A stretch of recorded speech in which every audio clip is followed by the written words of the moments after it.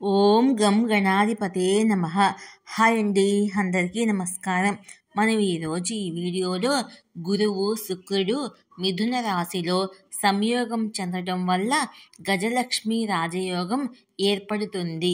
ఈ 4 రాశులకు కని విని ఎరుగని రీతిలో లాభాలు, డబ్బు, ఆస్తితో పాటు ఇంకా ఎన్నో లాభాలు.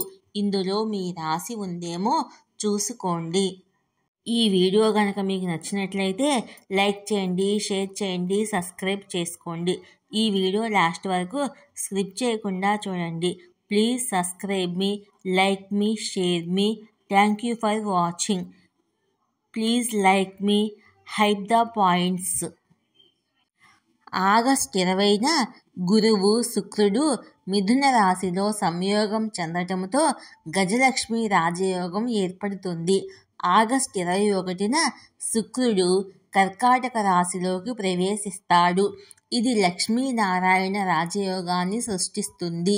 ఈ 2 రోజులు పలు రాశుల వారికి డబ్బు, సంతోషం వంటి వాటిని కలిగిస్తాయి. వీటిలో మీ రాశి ఉందేమో చూసుకోండి. ఆగస్టు నెలలో కొన్ని పెద్ద గ్రహాల సంచారంలో మార్పు చోటు చేసుకోబోతుంది.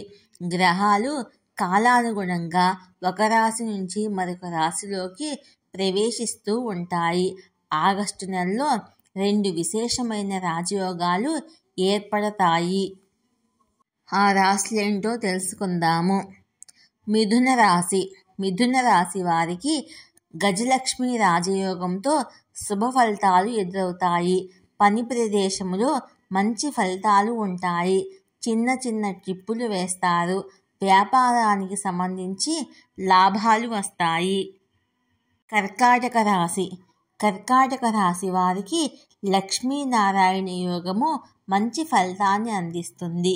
ఈ సమయములో ఈ రాశి వారి ఆర్థిక పరిస్థితి మెరుగుపడుతుంది. జీవిత భాగస్వామితో సంతోషంతో ఉంటారు. కుటుంబ సభ్యుల నుంచి డబ్బులు పొందుతారు. తులారాశి. తులారాశి వారికి ఆగస్టులో వచ్చే రాజయోగాలు శుభ ఫలితాలను అందిస్తాయి. కష్టానికి తగ్గ ఫలితం అందడమే కాకుండా ఆదాయం కూడా పెరుగుతుంది. కుటుంబములో సమాజంలో పేరు ప్రతిష్టలు పొందుతారు. మకర రాశి. మకర రాశి వారికి కూడా లక్ష్మీనారాయణ యోగము మంచి ఫలితాలను తీసుకువస్తుంది. పూర్వీకుల ఆస్తులు పొందుతారు.